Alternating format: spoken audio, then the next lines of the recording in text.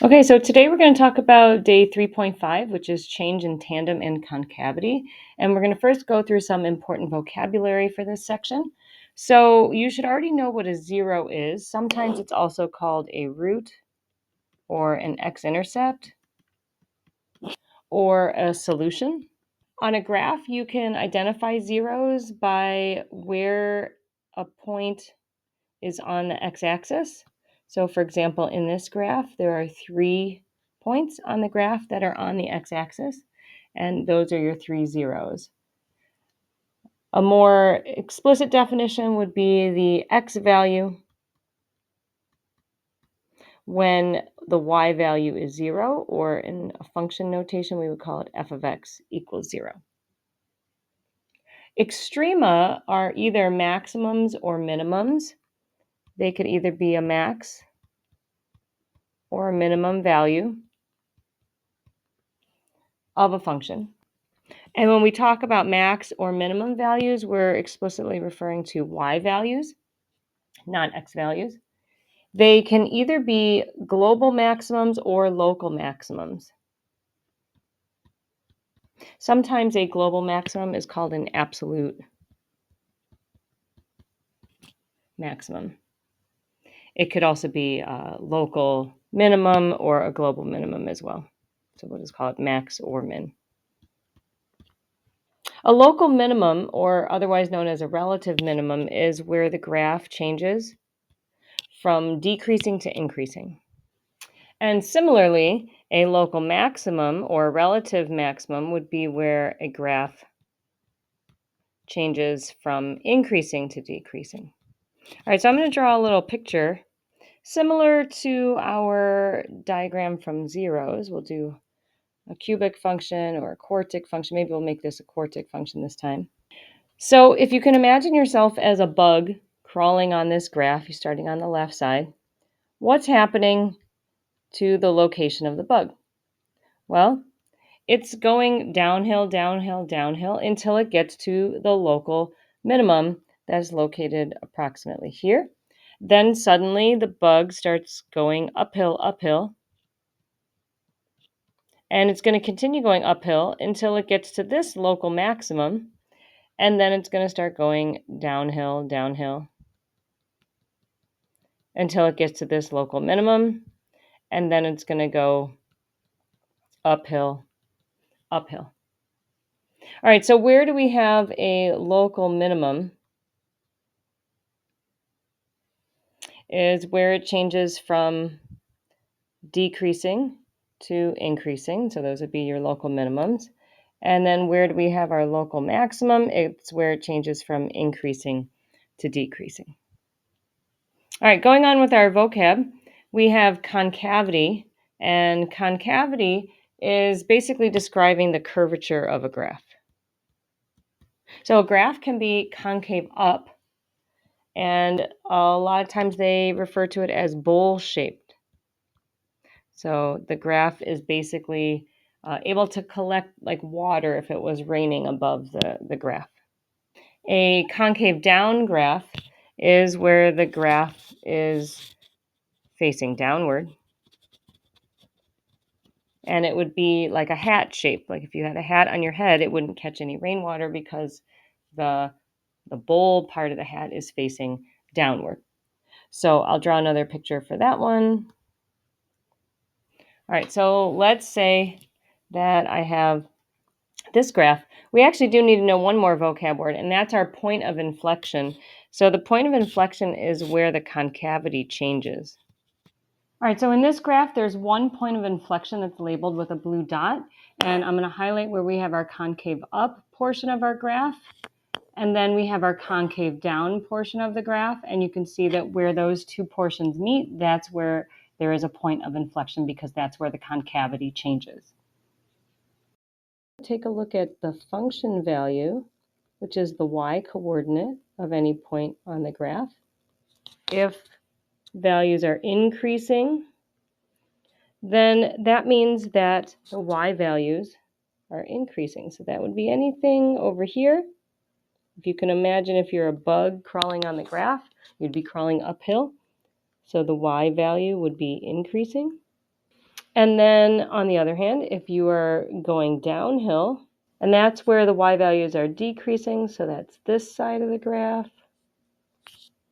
And then now we're going to focus on the rate. When we hear rate, we should be thinking of slope. So what does it mean to have an increasing rate or a decreasing rate?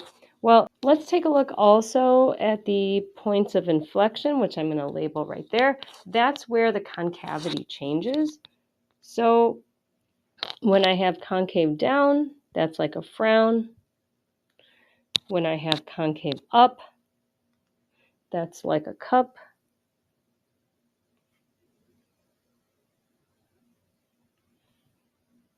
So now let's go back and focus on what would be the slope in each of these sections. So if I were to draw something like a tangent line to a point at the very bottom here, my tangent line would essentially be 0. So that slope would be 0. Anything along here, I would have a positive slope. So going from a 0 slope, reading left to right, going from 0 to positive, that's occurring at an increasing rate.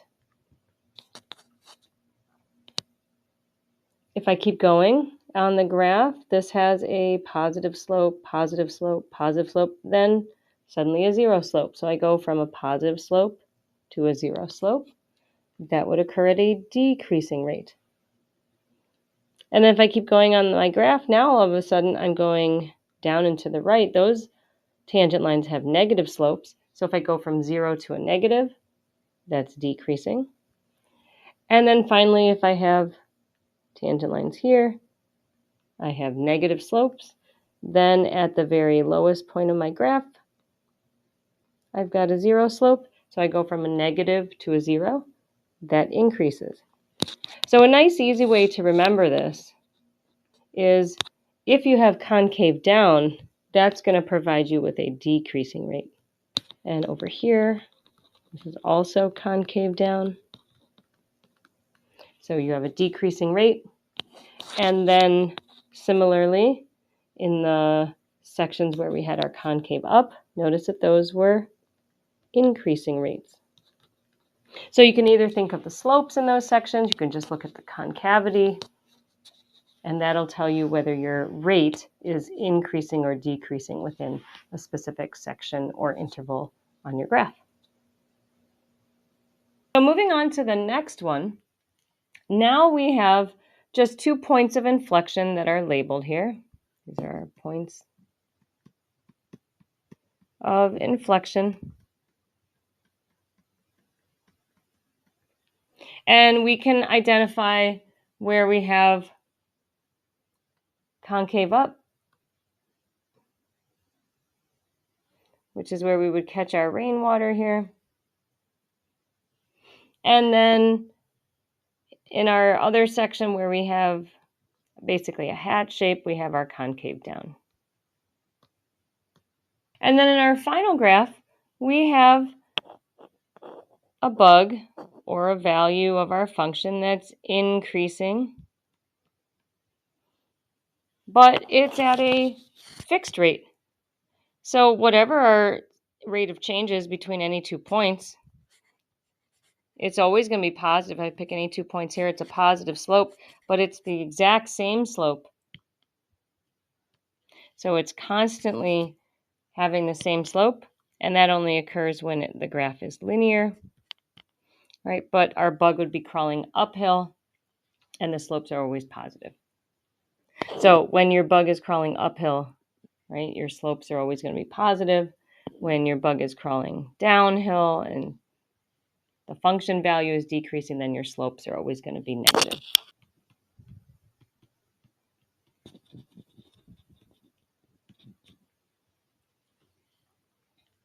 All right, so now that we know all our vocabulary words, we're going to answer the following questions. So the first one says, give the intervals on which f of x is increasing, decreasing, and constant. So f of x is our y. So where would our bug be going uphill? Would be from here to here.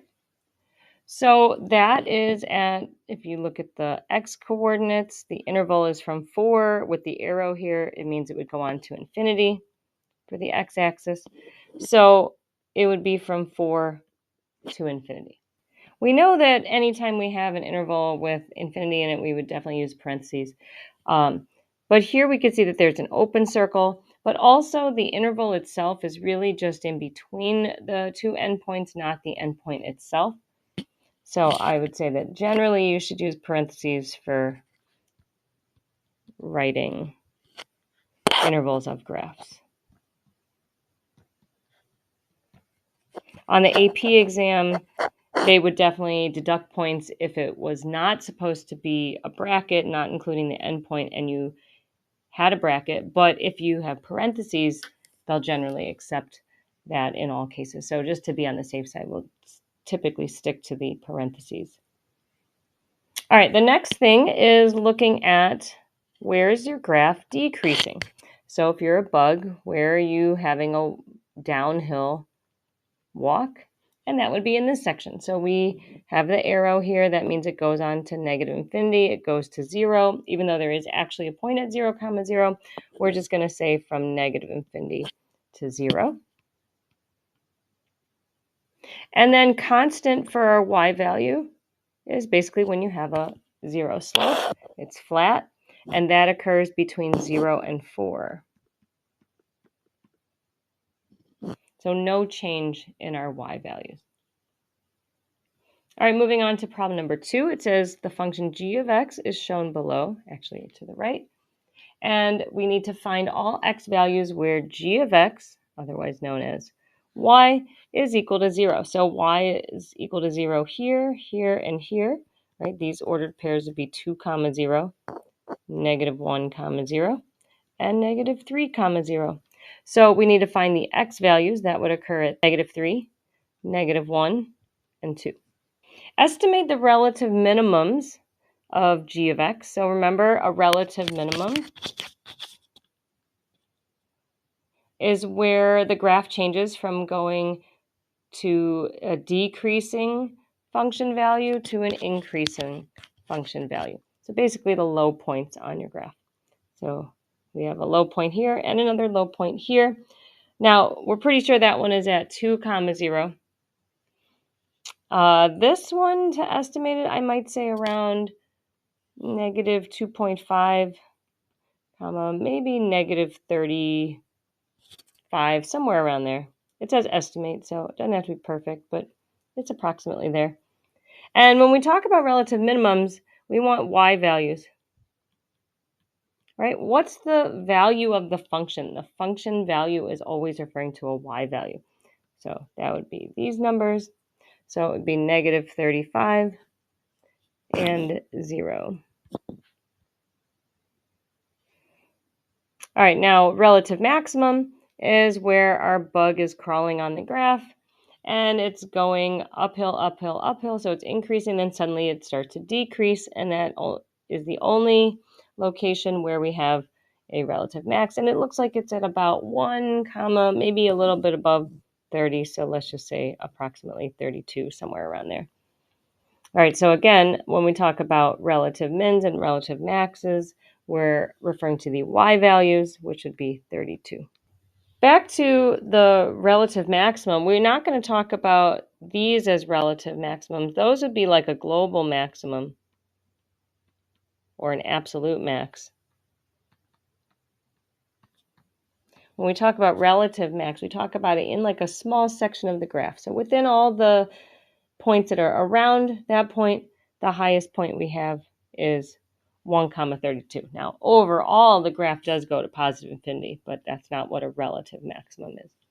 Moving on to number 3, it says the figure shows the graph of a function f. The 0 and the extrema are labeled.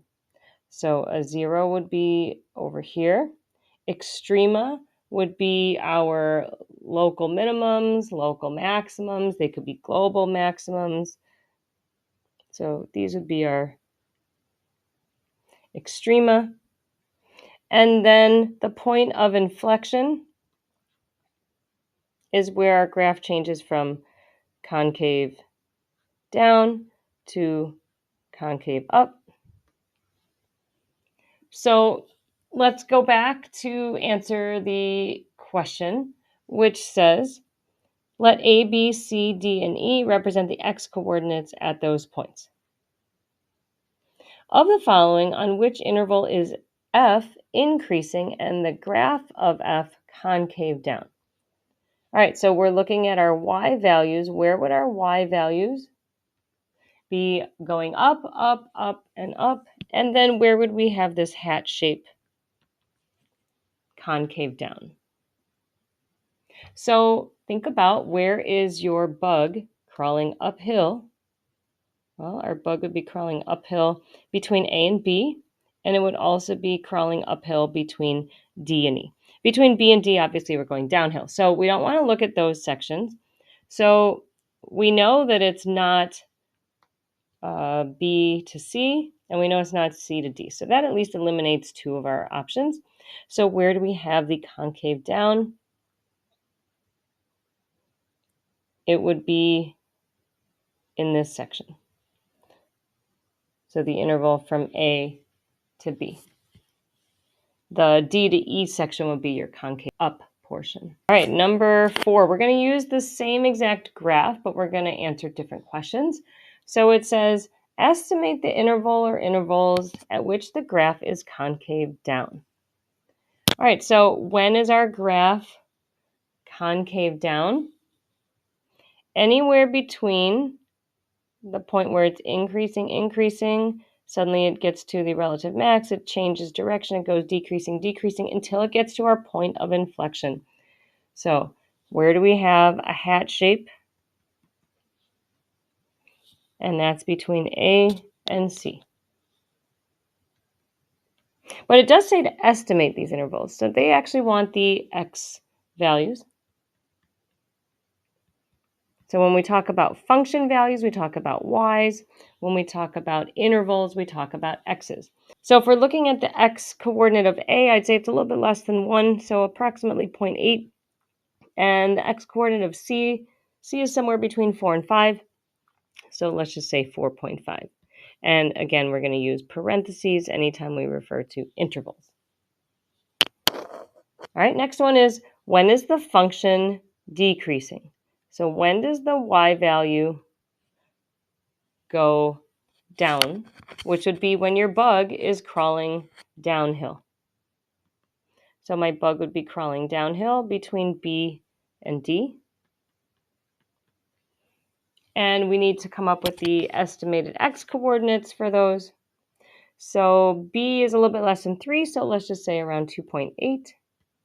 And D is a little bit more than 6, let's just say 6.1. All right, then the next question says, estimate the intervals, the x values of f on which the rate of change is decreasing.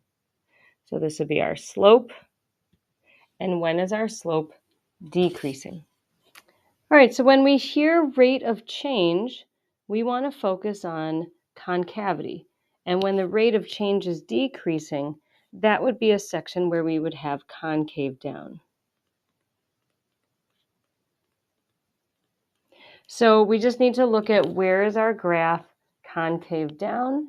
So that's from point A to point C. And if we approximated point A to point C, that would be from about 0.8 to about 4.5.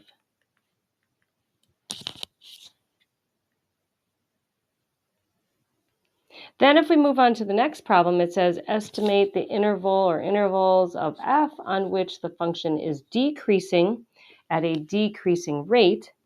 So when we hear the function is decreasing, remember we're thinking of y values decreasing, and that's if you were going downhill. If you imagine yourself as a bug, so where is the graph going downhill? That'd be from about B to D. Now, when would it have a decreasing rate? Rate sounds like slope, so we should think of concavity, so concave down. So we need a section that is going downhill from B to D, but also concave down. So B to C is concave down, but C to D is concave up. So we only want the answer from B to C. So if we approximate B, that's at about 2.8 to C, which is about 4.5.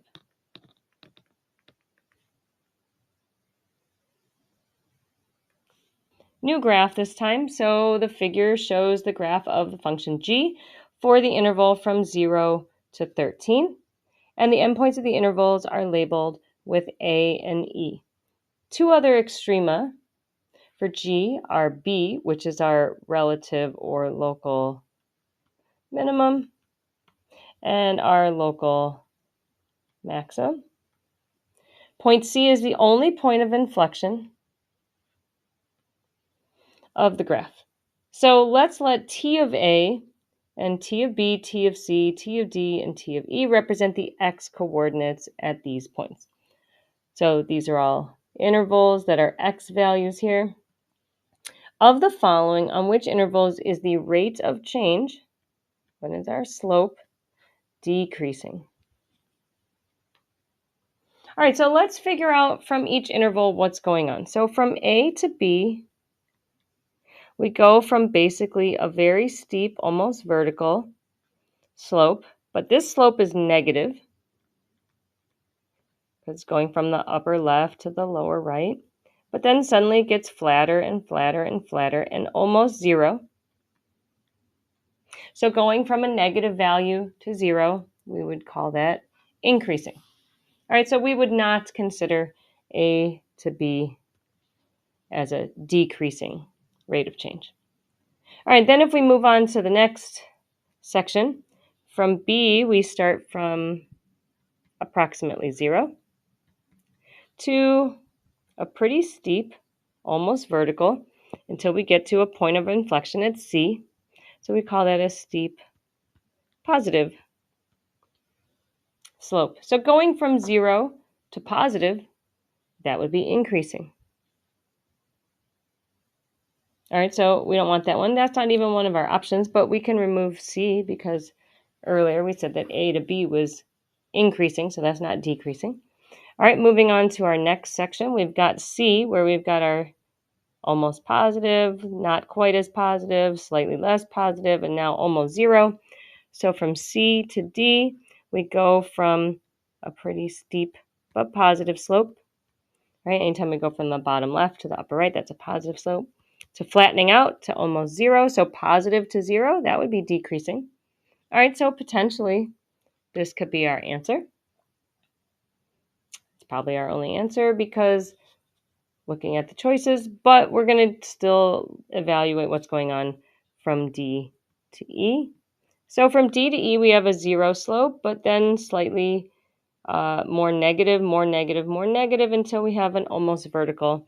So we go from 0 to a steep negative slope, right? Going from the upper left to the bottom right is negative direction. So going from 0 to negative, that would be decreasing, right? So this would work, this would work, this would work. But the only option that has both C to D and D to E would be option D. All right, if you have any questions on this topic, ask your teacher in class.